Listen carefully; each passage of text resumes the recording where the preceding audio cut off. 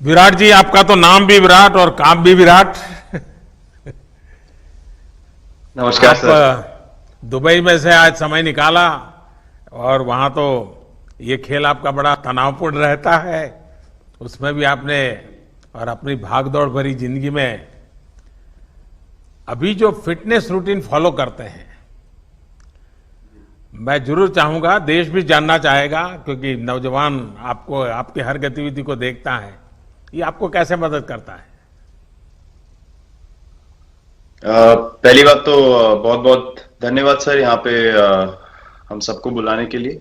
एक सब लोगों ने फिट इंडिया मूवमेंट के बारे में बात करी और इसके फायदे, इसके लाभ हमको रोज अपनी डेली लाइफ में किसी ना किसी तरीके से दिखते हैं। सबने अपने एक्सपीरियंसेस बताए।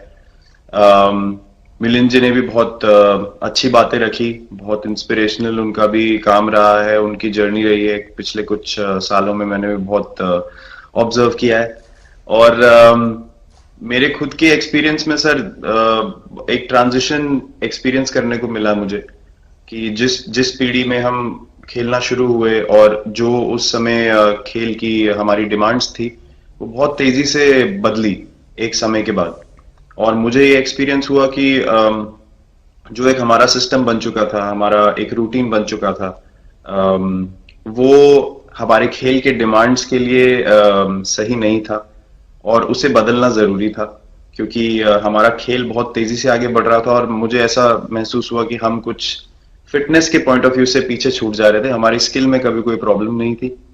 तो एक स्वामी जी ने भी बात रखी, आपने भी बात करी, मिलिंद जी ने भी पहले बताया, एक जो सेल्फ रियलाइजेशन की बात है कि आपको खुद से रियलाइज हो कि मुझे क्या बदलना है अपने अंदर। तो मुझे वो एक समय पे खुद भी एक्सपीरियंस हुआ कि नहीं, फिटनेस जो है वो प्रायोरिटी होनी चाहिए। और अगर मैं आपको ऑनेस्टली बताऊं तो पहले खेल को अच्छा करने के लिए फिटनेस मैंने शुरू करी, लेकिन आज अगर प्रैक्टिस मिस भी हो जाए तो मुझे इतना खराब नहीं लगता। लेकिन अगर फिटनेस सेशन मेरा मिस हो जाए या एक्टिविटी मिस हो जाए तो मुझे ज्यादा खराब लगता है। तो इसके फायदे जो हैं तो सर वो सबसे पहले आपको ये जो नया मंत्र जगा, तो दिल्ली के छोले भटूरे का ही बहुत भुगतान हुआ होगा। बहुत ज्यादा सर। मतलब जो अभी हमने थोड़ी देर पहले बात करी कि हमारा जो नेटिव डाइट है, एक जिस रीजन से हम आते हैं उसका जो हम वो खाते हैं, उससे कभी मैंने कभी एक्सपीरियंस नहीं किया कि हेल्थ इश्यूज हुए हो या किसी को कोई बीमारियों का सामना करना पड़ा हो। मेरी खुद के एक्सपीरियंस में मेरी नानी, मैंने बहुत समय तक देखा, इतनी ज्यादा उम्र में भी उनकी हेल्थ हमेशा ठीक रही, हमेशा उन्होंने घर का सिंपल खाना खाया। तो मैं जब पला बड़ा तो शहरी खाना, मतलब बहुत ज्यादा बाहर का खाना होता था। खेलने कूदने जाते थे तो आते जाते बहुत सारी चीजें ऐसी खा ली कि जो हेल्थ पॉइंट ऑफ व्यू से अच्छी नहीं है। तो डाइट का भी एक बहुत बड़ा कंट्रीब्यूशन था, जो डिसिप्लिन नहीं था। तो वो फिटनेस, फिजिकल फिटनेस और डाइट दोनों चेंज करना पड़ा सर। उसकी वजह से ही चेंजेस आने शुरू हुए। और मैं इस चीज से इसलिए रिलेट कर पाता हूं क्योंकि जैसे हमारे खेल में चेंजेस आए, आज की लाइफ की भी डिमांड्स बहुत ज्यादा हो गई हैं, बहुत हेक्टिक हो गई है लाइफ। तो अगर हम अपनी फिटनेस को उस पेस के साथ नहीं रखेंगे, सिंक में नहीं रखेंगे, तो हम पीछे छूटते चले जाएंगे। तो अगर हम लोग अपनी फिटनेस को नहीं इंप्रूव करते तो हमारे खेल में भी आज हम बहुत पीछे छूटते चले जाते। क्योंकि आप सिर्फ अपनी स्किल पे डिपेंड नहीं कर सकते। आपका जो मेंटल स्ट्रेंथ है, वो आपका शरीर कितना तंदुरुस्त है और आपका दिमाग कितना तंदुरुस्त है, उस दोनों का एक कॉम्बिनेशन साथ में चलता है। तो अगर मेरा शरीर सपोर्ट नहीं कर रहा है जो मेरा दिमाग सोच रहा है, तो मैं जो करना चाहता हूं मैं नहीं कर पाऊंगा। तो मुझे आपके छोटे सामने छोटे कैलोरी चेंजेस। कम करने का भी तो चैलेंज रहता होगा और इतना बड़ा काम करने का भी चैलेंज रहता होगा। उसको कैसे हैंडल करते हैं। सर मैंने अभी जो अपने अनुभव में मैंने ये चीज एक्सपीरियंस करी है, वो ये है कि खाने के बीच में समय देना बहुत जरूरी है। हम लोग बहुत बार खाते हैं और फिर बड़ी मील के बाद वो छोटा पोटा खाते चले जाते हैं पूरा दिन। तो वो जो हमारा सिस्टम है, उसको कहीं प्रोसेस करने का मौका ही नहीं मिलता खाने को, और रात तक हम खाते चले जाते हैं। तो मैं जब छोटा भी था तो 11:30-12 बजे डिनर हो रहा है, उसके बाद मीठा खा के एकदम सो गए, कुछ एक्टिविटी नहीं, कुछ उसके बाद वॉक नहीं। तो आई थिंक ये छोटी छोटी चीजें जो है जो बहुत मैटर करती हैं कि आप अपने अंदर के सिस्टम को भी कितना समय दे रहे हैं उस खाने को प्रोसेस करने के लिए जो आप खा रहे हैं। तो उसके लिए अवेयरनेस बहुत जरूरी है कि आप किस वजह से कर रहे हैं। आप अपने आप को ओवरऑल फिट रखने के लिए कर रहे हैं या फिर सिर्फ वेट लॉस के लिए कर रहे हैं, जैसे अभी रुजुता जी ने बोला।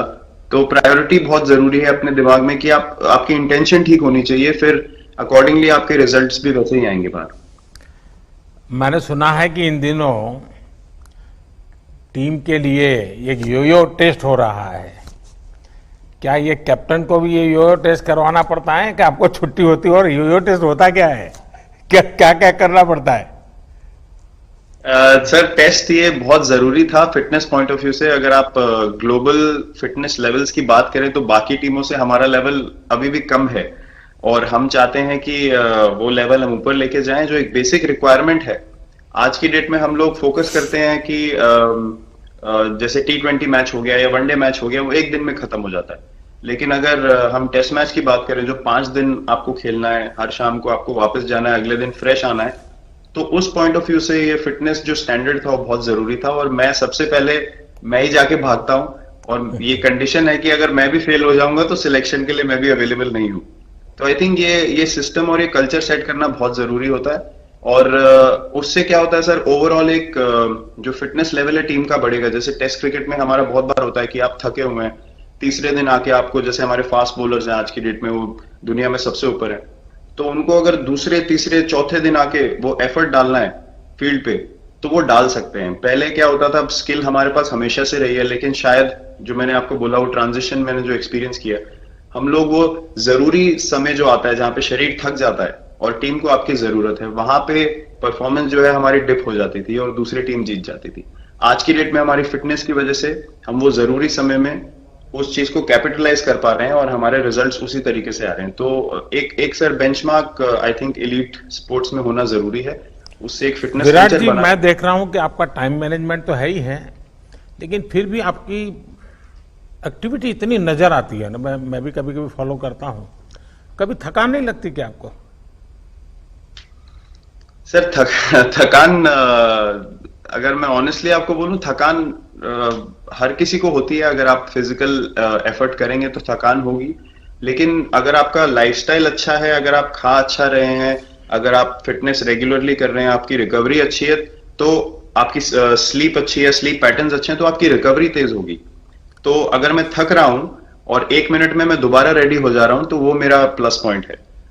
तो आई थिंक वो मैंने एक चीज एक्सपीरियंस करी जो बहुत जरूरी हो जाती है। आपका ओवरऑल लाइफस्टाइल कैसा है उसके ऊपर बहुत डिपेंड करता है। विराट जी, बहुत अच्छा लगा मुझे, और मैं आपको, अनुष्का जी को और आपके दोनों के परिवार को निकट भविष्य की शुभ घड़ी के लिए बहुत बहुत शुभकामनाएं देता हूं। धन्यवाद sir, thank you so much.